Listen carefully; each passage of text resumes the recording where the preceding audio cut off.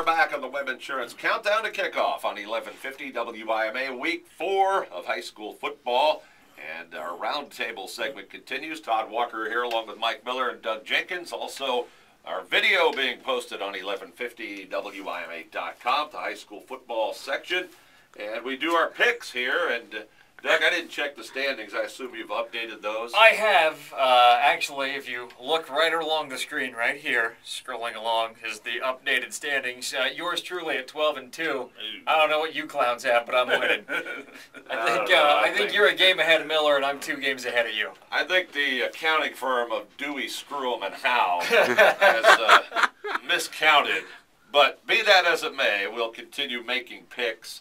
Let's start with the big game of the night in the Western Buckeye League. OG at Kenton. Doug always picks OG, so we're not even going to go there. Miller, your thoughts on this one? Well, we talked about it a little bit earlier. This is an intriguing matchup for a whole variety of reasons. Ottawa-Glandorf defensively has been as stout as anybody in the region.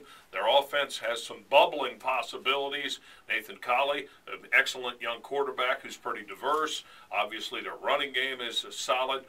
But Kenton brings a lot to the table with their great passing attack and their traditional offense. I really think if Kenton can avoid turnovers, Kenton's going to outscore OG and win a close game and maybe in the low 20s. So I'm going to pick Kenton in a bit of a surprise at Kenton tonight. Well, you know, there's a saying that you are what you are. At this point in the season, why would you expect somebody to significantly change or improve on something? With that being said, I'm taking the Titans.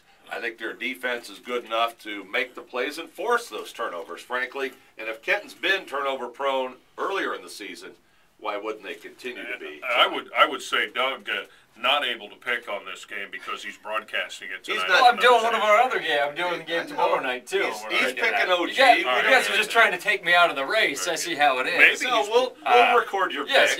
Maybe he's not picking OG. We don't know yet. I'm taking OG for all the same reasons Todd said, plus job security considerations as well. But I just think that defense has shown me a lot. Obviously, I see them every week, so possibly a little bit of bias on my end. I'll admit it, but they come up big in big spots. And when teams have been driving on them late, the defensive backs have either knocked the ball down, come up with big picks, and that's really turned the tide. And here's the thing. Schreiner's not afraid to put the game in the defense's hand. And, you know, there's something to be said about a high school coach putting a game in the defensive hands. You don't see that a lot. Let's talk Coldwater Marion Local, the other showdown game tonight. Cavaliers have been battling through some injuries. We'll talk with their coach, John Reed, here later. He told me that they appear to be back at full strength this week. But you know, if they haven't been playing, are they fully up to speed, so to speak? Right. I like Marion Local. I think they're improving their passing game, which was a little off. Week 1, we saw them against Shawnee. They hit some big plays set up by the running game. I think Marion Local is going to win this one. I'm taking the Flyers at home over Coldwater, but, you know, always trepidation when you pick against the Cavaliers. Well, there's no question. These are just 2 traditional powers that have had some Donnybrooks the last couple of years. I think Coldwater has filled their biggest concern. That was replacing Corey Klinke at quarterback. Keith Wedding has proven to be almost equally effective as a thrower and a runner. And without knowing all the raft of other injuries that they've had, apparently, and if John Reed says they're good to go in this game, I'm taking the Cavs.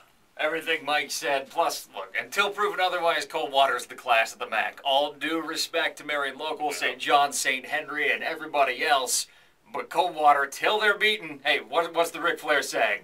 To be the man, you got to beat the man. Woo! Exactly. So I'm going with Coldwater. Part of my pick, too, you know, we do the thing with the Lima News, and I turned in that pick on Tuesday. I see. Before I realized Coldwater might back be in full strength. more inside information you came in. Still, I'll take Marion Local and stick with that. Let's turn back to the WBL. Bath at Van Wert. Van Wert, the nice win over Elida last week. Bath, their first loss to St. Mary's. 2 teams looking to get back on the win track as far as their season record. They've been down for a while. Mike, I'm taking Van Wert in this game. How about you? I'm going to take Bath, frankly.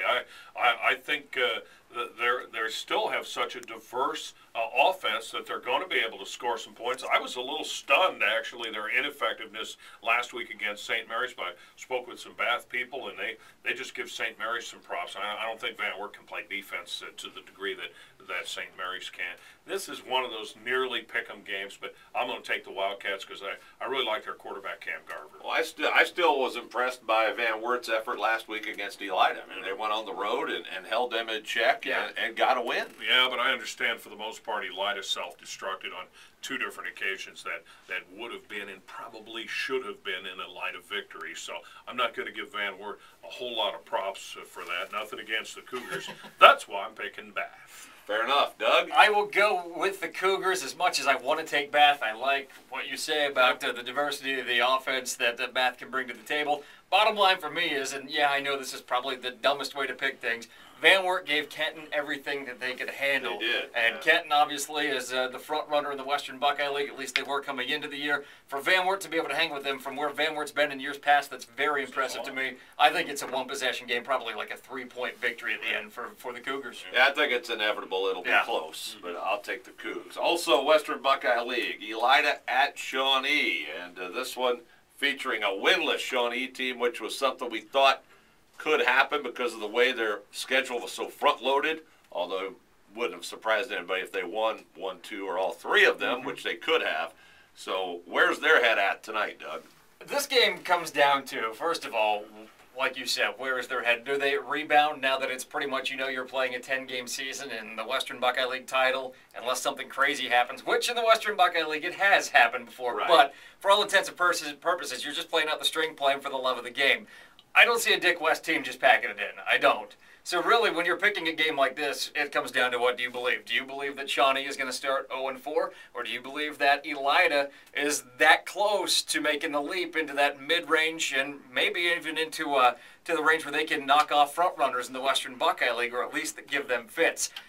As much as I love what's going on at Elida, talking to Coach Carpenter last week, I hear a lot of good things about the program. I just cannot believe that Shawnee will go 0-4 to start the season with the talent they have on that team, so I'll take Shawnee. I think also Doug is right in a sense that until Elida beats one of these WBL teams, they haven't, frankly, yet done it. As close as they have come by every account, St. Mary's 2 weeks ago, Van Wert last week. I think the Shawnee defense is going to bring it tonight, and it's going to rattle Elida's quarterback and the Elida offense. So I like Shawnee in this game. I think both defenses are going to bring it, and I think it's going to be another low-scoring game for Shawnee, but I just like Elida. I like where they are. I think they've got more motivation than Shawnee, and I'm not saying that Shawnee's going to pack it in or anything like that. I just think Elida's on the verge of something. They're feeling like they're progressing. Shawnee's on the verge of the other way, and maybe have already gone off that cliff where their season doesn't matter. Plus, I think Elida's going to shut down Shawnee's running game, and I think that's the difference. Low-scoring game, I'm taking the Dogs. Now, tomorrow night here on WIMA, Columbus Grove at LCC. I'll start out with this one. I think the T-Birds are really good. Yeah. And I'm not so sure they're not the best team in the NWC. They've got 7 more weeks to wait for Ada, or 6, I guess. I'm taking the T-Birds. I like what they're doing. Tyler O'Connor's really come along at QB. T-Bird defense is getting it done. Columbus Grove impressed me last week with playing with Ada, but I'm taking the T-Birds. I think you're right. Here's the thing. When you play Ada, you're going to get the ball back a lot because they move that offense so quickly. With the T-Birds, you may not see the ball so often, so if they can get a couple of quick scores, they may be able to hold the Bulldogs at bay. I totally agree. I think the T-Birds are almost a MAC quality team, quite frankly, and they proved it in their opener, and they haven't disappointed since. T-Birds, frankly, in a romp over Columbus Grove. Well, there you have it. Also, one note about Ada. Looks like they're back to the 07 Ada with Zach Dyser, where they just try to outscore you. Last year, their defense was really good. Yes, it was. And that was a better overall team, I think. But this year, apparently, from what I've seen and talked with folks, their defense maybe has taken a step back. So it's, try and outscore people. Fast break or football. No doubt about it. They could get it done. That's going to wrap up our countdown to kickoff roundtable. When we come back, we'll talk with some area coaches, including Coldwater's John Reed, and we'll preview OG Kenton with those coaches as we continue on 1150 WIMA.